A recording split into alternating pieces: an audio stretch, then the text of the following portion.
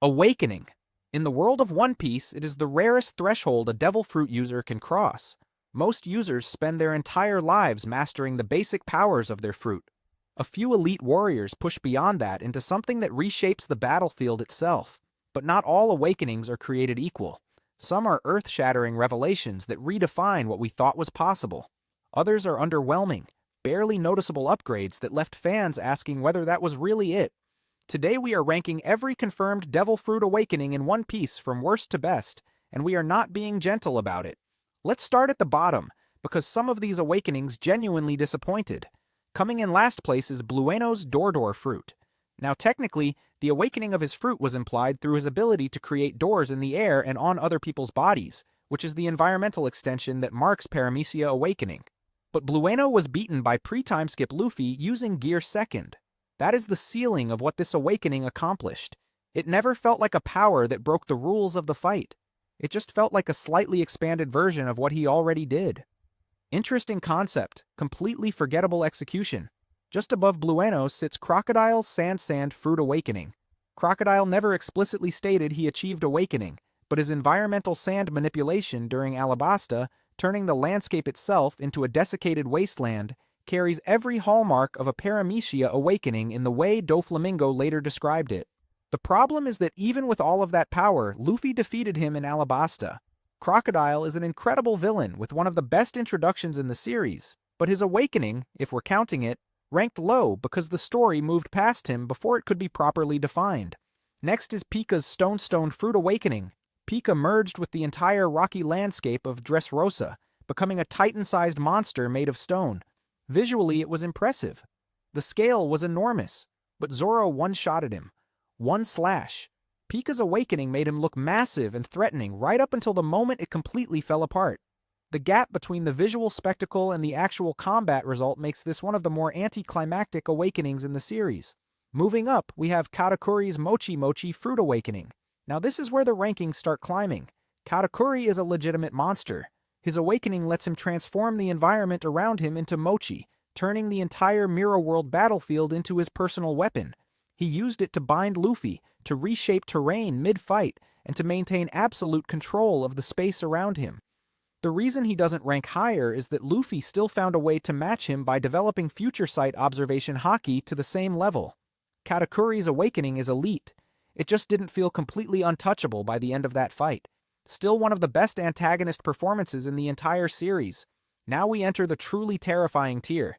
The jailer beasts of Impel Down, Minotaurus, Minokoala, Minor Rhinoceros, Mino Zebra, and Sadi's crew were all confirmed by Crocodile to be awakened Zoan users. Their awakenings gave them monstrous regeneration, explosive physical strength, and the ability to maintain hybrid beast forms with almost no effort. They weren't the focal point of Impel Down as individual fighters, but their awakening status matters enormously for what it tells us about Zoan Awakening as a category. Zoan Awakening doesn't transform the environment, it transforms the user. It makes them faster, tougher, and capable of healing at a rate that defies logic. That biological resilience is a completely different kind of broken than Paramecia Awakening. Which brings us directly to Lucci's Leopard Fruit Awakening, shown during the Egghead arc. Post-timeskip, Lucci returned and he came back awakened. His hybrid and full beast forms became more fluid, more powerful, and dramatically more durable. He pushed Gear 5th Luffy to take him seriously for a moment, and that alone says everything. CP0's top assassin with a fully awakened Zoan is a completely different threat than the Lucci we saw at Eni's lobby. His awakening is clean, efficient, and absolutely devastating. Entering the top tier now, Doflamingo's String Fruit Awakening. This is the awakening that officially introduced the concept to the fandom with a name and a clear explanation. Doflamingo transformed an entire city into strings. Buildings, roads, the air itself became weapons he could manipulate at will.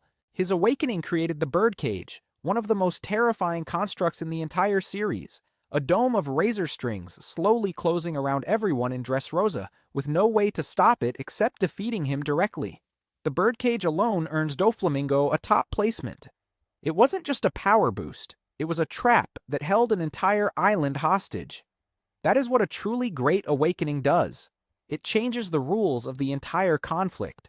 Right beside Doflamingo in the elite tier sits Eustace Kid's Magnet Fruit Awakening, shown during Wano. Kid's awakening let him magnetize other people and objects, turning enemies into living magnets that attracted metal from every direction.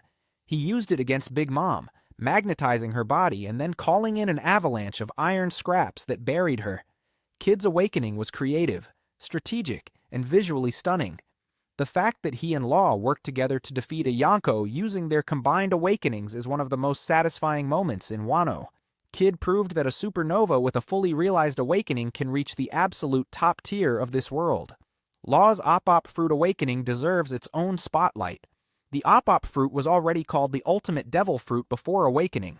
Its awakening, revealed during Wano against Big Mom, let Law use Shock Wheela outside of his room, stabbing directly through Big Mom's body with energy that disrupted her soul. The Op Fruit's awakening essentially removed the one limitation that made it manageable. Previously, you had to be inside Law's room for him to affect you. Awakening shattered that boundary. The fruit that can already perform miracles became something even more oppressive.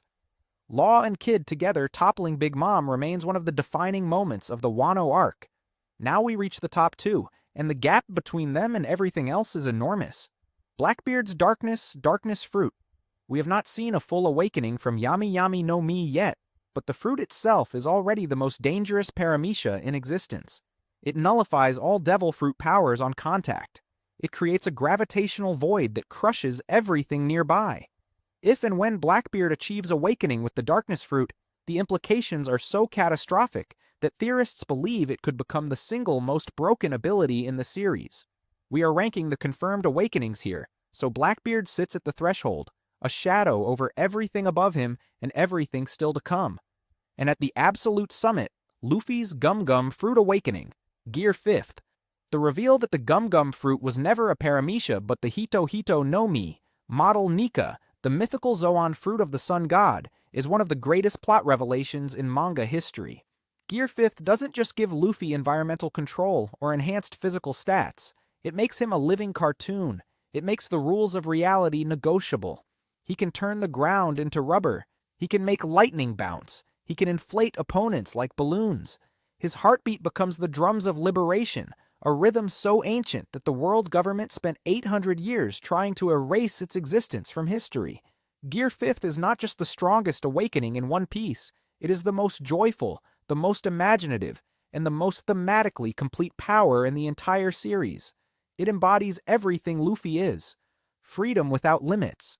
A power that refuses to be serious even when the world is ending. Every awakening on this list represents a warrior who pushed past the ceiling everyone else accepted. But Gear 5th is something different. It is the answer to a question the Void Century asked 800 years ago, and Luffy is the one who finally gets to answer it. So here is what I want to know. Do you think any future awakening can top Gear 5th? Because right now, it's hard to imagine what even comes close.